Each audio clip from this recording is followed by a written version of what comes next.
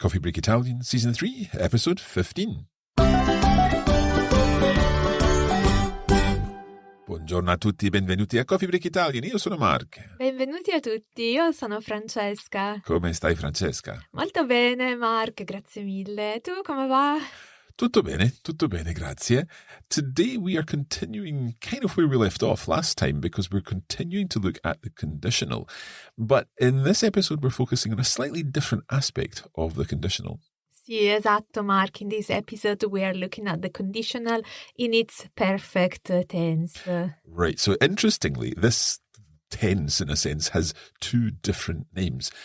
I've always learned it as the conditional perfect, but I think in Italian you would tend to refer to it in a different way. Sì, noi lo chiamiamo il condizionale passato, the past conditional. So the past conditional and the conditional perfect are the same thing. That's really important. Sì. You might see in grammar books it being referred to the conditional perfect or the past conditional. One of the things I like about the conditional perfect is the fact that it immediately reminds you that it's a compound tense. It works in a very similar way to the perfect tense, so the pluperfect, or indeed the future perfect. So I think that, for me, helps. But it's also good to think of as a past conditional. And we'll see much more about this in this episode. Esatto, Mark, sì. Allora, bando alle ciance? Sì, come sempre, diamo inizio alle danze.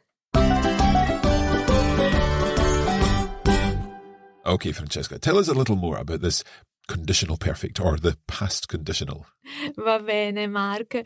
The idea is actually very similar to what we discussed in the previous episode, and the focus simply changes from the present to the past. So we are we're making suggestions, we're giving advice, but with an idea of events happening in the past.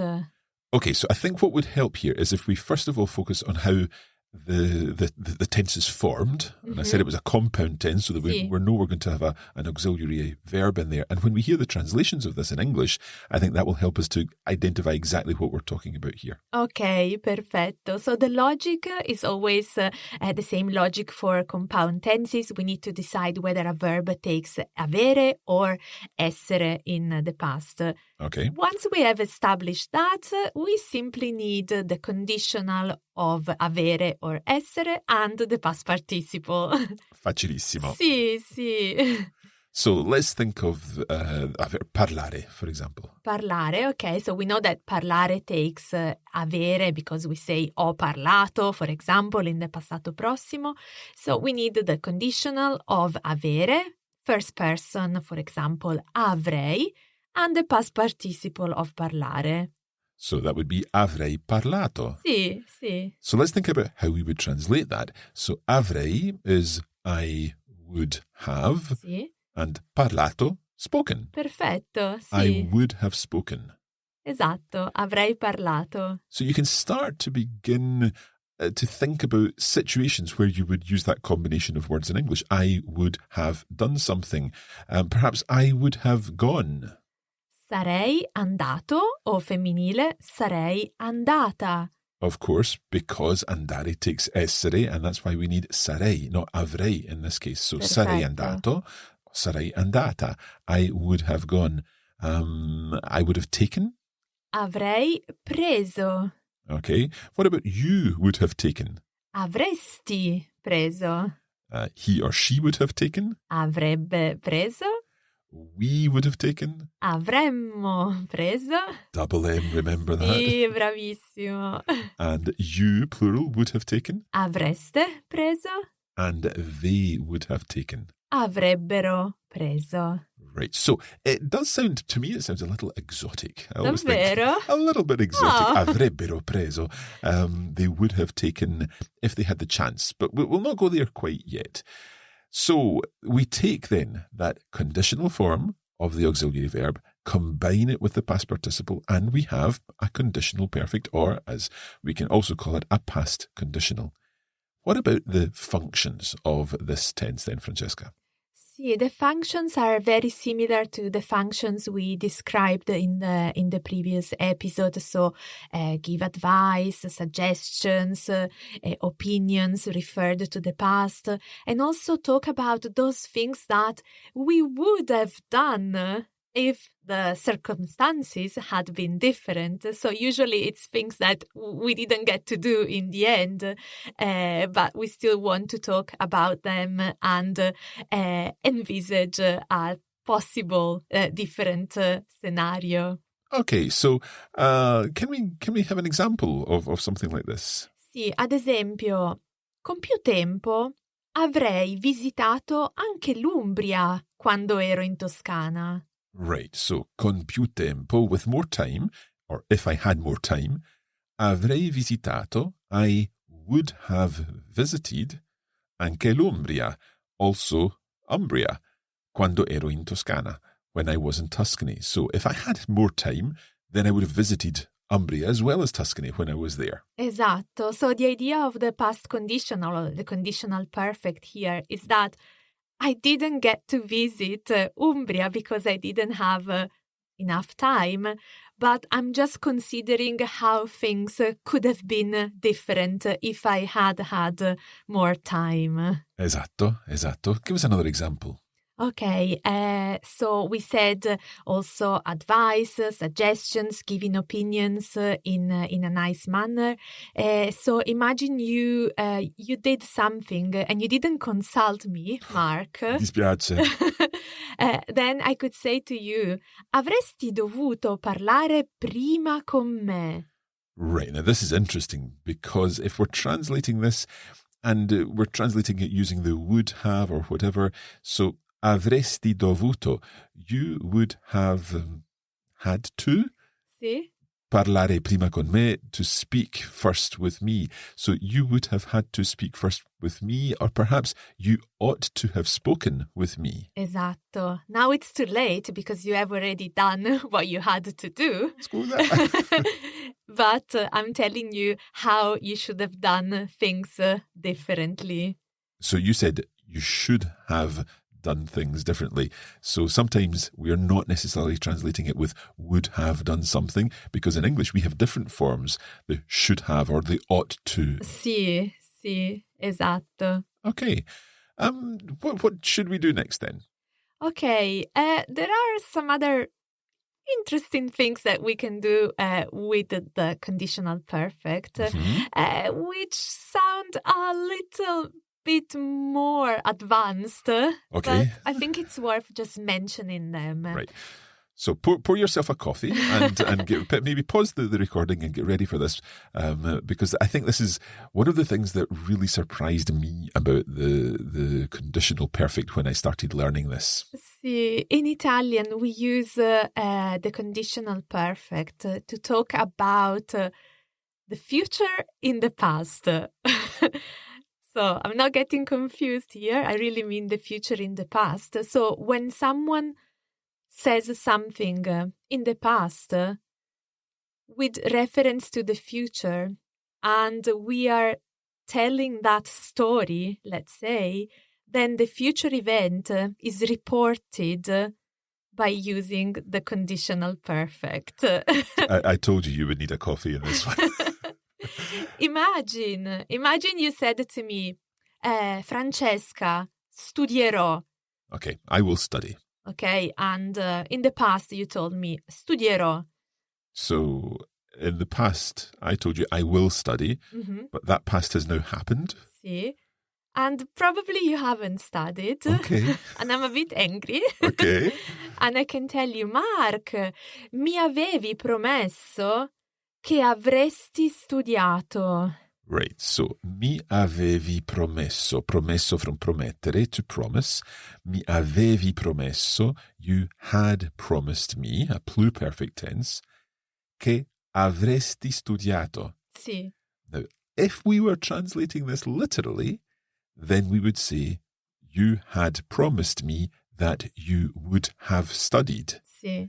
But that's not quite what we're saying here. We're saying, you promised me that you would study. In English, we use a normal conditional that you would study, but because the whole thing is happening in the past, in Italian, we need to put that into a conditional perfect. Sì, esatto. And usually these events, not 100% of the times, but often carry the nuance that these things have not really happened. So probably you didn't study, or Serena ha detto che sarebbe rimasta a casa. So Serena said that she would stay at home. Again, literally, that she would have stayed at home. But I get the impression that she didn't. Probably she didn't. Oops, okay. This is also important for reported speech. Bravissimo, sì, sì. I don't want to go into all the nitty-gritty of reported speech, but again, when you see sentences with the verb dire in the past and then a conditional perfect coming after, if you wonder why that's the case, it's probably because it's a future in the past. Okay, so two things here. First of all, future in the past, this concept, a little bit tricky to understand, but I think, Francesca, you explained it really well. But the second thing is, can you just say nitty-gritty one more time? Nitty-gritty? I loved it. Why? Oh, it just sounds so lovely here. Nitty-gritty. Okay, that's one for our listeners. Okay. Okay. So, is there anything else we need to know about the conditional perfect? There is one more thing that I would like to mention, Mark. And it's a special function that the conditional has, both in the perfect tense, but also in the simple conditional, which we learned in the previous episode. And this is what we call in Italian condizionale di dissociazione or dissociativo. Right, it sounds very complicated. The dissociation conditional or something like that. Something like that. So what does this involve? Basically, when you are telling about an event which is happening in the present or in the past, and either you're not too sure about it or you don't want to take any responsibility, thus being associated with what you're saying in a way, then to convey that in Italian, you can use the conditional. So would I be right in thinking that this is the kind of thing that we would see in like news reports? Yes, most of the times. And it's when in English you would use, for example, apparently, allegedly, it has been reported, it has been said. Mm-hmm. So we don't really need to use those equivalent words in Italian. We can just use the conditional or the conditional perfect, and that conveys that same meaning. Esattamente, Right. sì. Give us sì. some examples. Ad esempio, i Maneskin sarebbero in un hotel in centro a Napoli. Now, for those of you who have been following the events of the Eurovision Song Contest in the past few weeks, we are all very familiar with Måneskin, the band that won last year's Eurovision. Sì. And if you're listening to this in the future, then we're talking about 2022 Eurovision, Sì, esatto. in which they came back and performed, having won 2021. Esatto, sì. So, you said, I Måneskin sarebbero in un hotel in centro a Napoli. So, it is said, or allegedly, Måneskin are in a hotel in the center of Napoli, Sì. in Naples. Sì. So this could be true, but maybe it's just fake news. Okay. But we don't translate that as would be in this case. No. In Okay. English, you would use other ways to convey the uncertainty. Okay, maybe one more example. Sì, secondo quanto riportato, il ministro avrebbe ricevuto una bustarella. Una bustarella. Una busta is an envelope. Sì. What's una bustarella? Una bustarella è una busta speciale. Is it got something dentro della busta? Sì, con something dentro. Con something dentro. So, a bribe. Sì, Okay. a brown envelope. Okay. So, secondo quanto riportato, as it has been reported, as how it has been reported, il ministro avrebbe ricevuto una bustarella. The minister received or has received a bribe. And obviously we're not referring to any particular minister No. here. This is a made-up sentence with an example for our Italian learning. Sì, esatto. So we are not saying il ministro ha ricevuto. That would be a certainty, a fact. So this could, again, be fake news. And we are just reporting on something, but we don't take any responsibility for this statement. Excellent. Okay, Francesca, there's been quite a lot of information about the conditional perfect to take on board, isn't it? Sì, mi sembra di sì.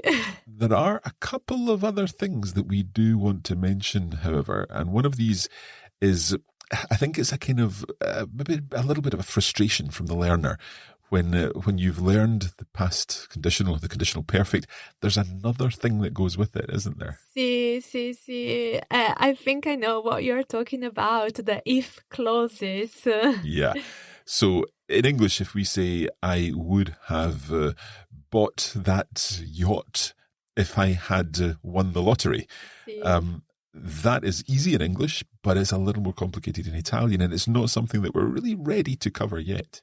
Yes, you're right, Mark, because in Italian to form the so-called if clauses, we need the subjunctive, something that we have not covered yet, but we will in the future. So I would say to our listeners, for the moment, if you want to play, let's say, and experiment a little bit with the conditional perfect, together with an idea of F, don't use F or se for the moment, unless obviously you already know the subjunctive, and use alternatives. For example, if you want to say, if I had more time, just say with more time, con più tempo. Yeah. Or if you were saying, if I were him. Okay, that's another good one. Just say al posto suo or al suo posto. Yeah, so in his position, and we can avoid the verb in there. Sì. Perhaps another example would be when you're, if it hadn't been raining. Ah, sì. Possiamo semplicemente dire without the rain, senza la pioggia. So more often than not, there is a way around having to use that subjunctive. And we promise we will be covering the subjunctive We will. in a future lesson. But the way in which we've always built Coffee Break Italian is to introduce things gradually, provide alternatives until you reach the point of being able to cope with that, which we know you'll be able to cope with. Of course. Without any bother. Sì. Talking of which, I think there's one other thing that we need to mention about this whole idea of would in the past, because we've talked before about a special would, and that's that would that it means, when I was young, I would walk along the beach with my grandfather at sunset, and we would talk about life and things like that. Oh, che bella immagine poetica. And that would, yes, it's a kind of would in the past, but it's a different would in the past. That is, of course, an imperfect would. Sì, this is something that it used to confuse me quite a lot in English. I could never understand that function, but now I know that it's something that in Italian we would simply convey with the indicative imperfect. Quindi quando ero bambino andavo sempre con mio nonno in spiaggia e parlavamo, eccetera, eccetera. Sì, perfetto. Okay, I think it's time to put all of what we've learned about the conditional perfect into practice, and we're going to do that with a conversation, and that is coming up right after the break.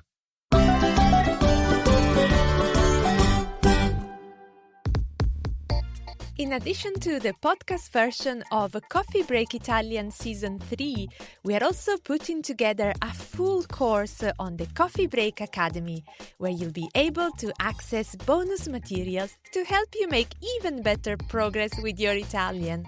That's right. Not only will you be able to enjoy an ad-free audio version of each lesson, we'll also provide a bonus episode in which we'll go through every detail of the dialogues, and a third episode for each lesson in which Francesca will be testing us with some translation challenges based on the lesson topic. Of course, there are comprehensive notes and a video version of each lesson too. Visit coffeebreakitalian.com and follow the links for Season 3 there.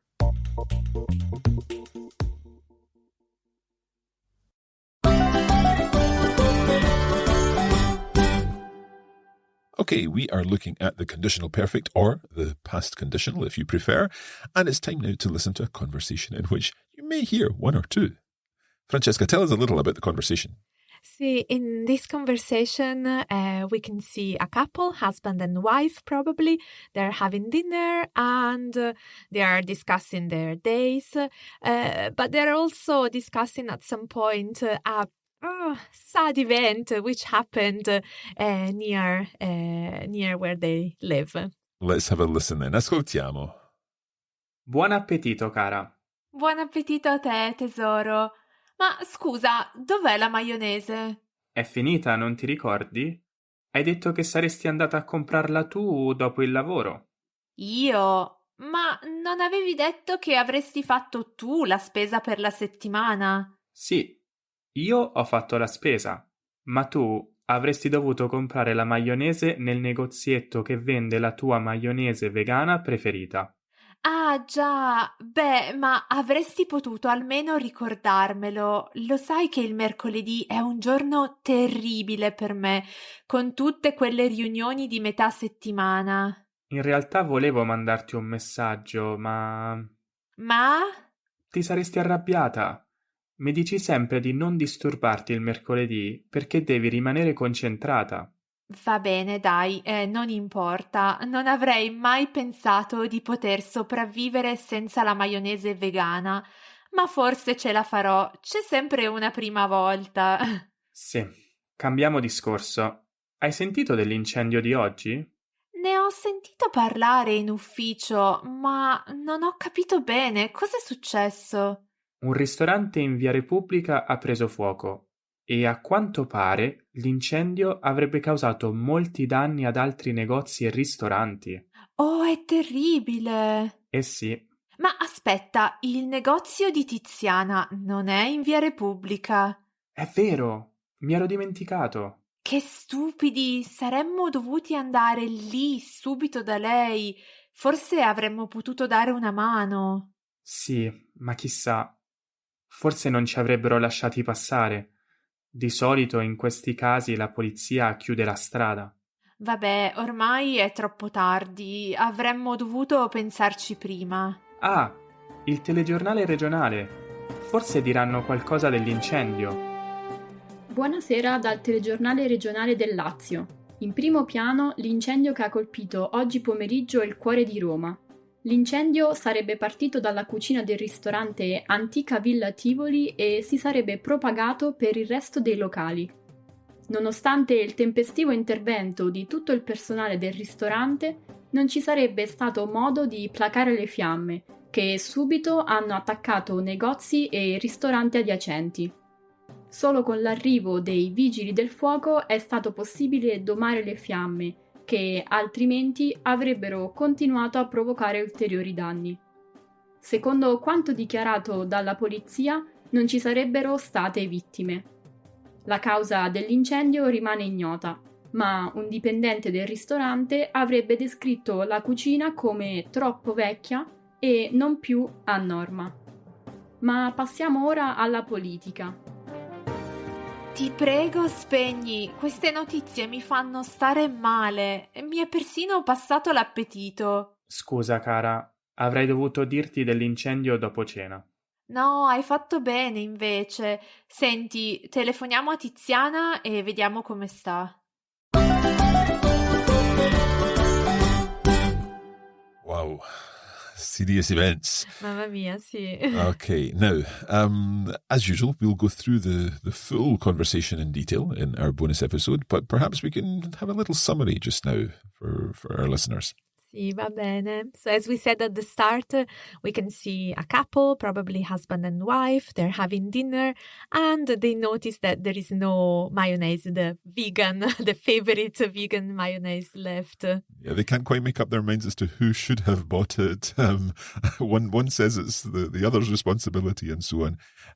But they end up remembering that the wife was meant to buy the mayonnaise from the small shop which sells that particular type of vegan mayonnaise. Sì, but we find out that it's Wednesday, mercoledì, which is a very busy day for her, and that's probably why she forgot to buy it. Okay, and her husband thought about texting her, but he knew that she would have gotten angry, as she needs to stay focused on Wednesdays. See. Anyway, she realizes that she can actually survive without it, and they change the topic of their conversation.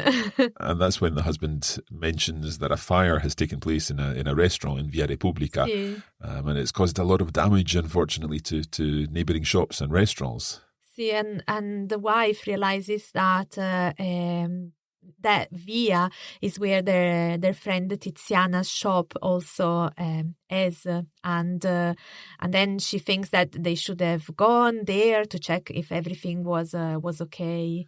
Yeah, the husband thinks that the police would not have allowed them to go, as they normally close the roads in cases like this. Yes, and we also hear the telegiornale, the news, which are reporting on this event. And that's where we hear lots of those very specific conditional perfects, where, in a sense, the reporters are keeping their distance, explaining what is said to have happened and allegedly happened, and so on. Sì. So they say that despite the prompt intervention of the restaurant staff, apparently there was no way to stop the fire. And the reason behind the fire seems to be unknown, but according to an employee, the kitchen was not complying with the safety standards. Yeah, not so good. So yes, the wife feels unwell probably after hearing all this, and she lost her appetite. Poverina. Sì. The husband apologizes for telling her about this just before dinner, but they decide to phone Tiziana to check on her. See, that's a good idea. Okay. So as I said, we will go through all of this in our bonus episode. But for now, let's pass on to our cosina. Ancora una cosina. Come sempre c'è ancora una cosina. La cosina per questo episodio combina i due argomenti della conversazione di oggi, il cibo e il fuoco. Mm-hmm. And what is this expression then, Francesca? So it is mettere troppa carne al fuoco. Right, so literally to put too much meat on the fire. Sì. Okay, puoi spiegarci? Sì, it's basically when we want to do too many things, and it's probably there are so many that we cannot handle them all or do everything properly, so we lose control on everything in the end. I love the fact that this involves food in Italian. I think in English we would probably just say to have too many irons in the fire. Okay. Or maybe to spread yourself too thinly. Ah, che carino. But in Italian, you put too much meat on the fire. Sì, ad esempio, if I say, today I'm going to do a little bit of listening and a little bit of writing and going through the vocab and then writing a short, and then you think maybe it's probably better if you focus on one cosina. Non mettere troppa carne al fuoco, Francesca. Esatto. With that, we'll leave you there for this episode. Of course, do tune in for the bonus episode and the translation challenges. And if you don't have access to them, you can find them at the Coffee Break Academy. That's coffeebreakacademy.com. Grazie mille, Francesca. Grazie a te, Mark. E alla prossima. Ciao, ciao.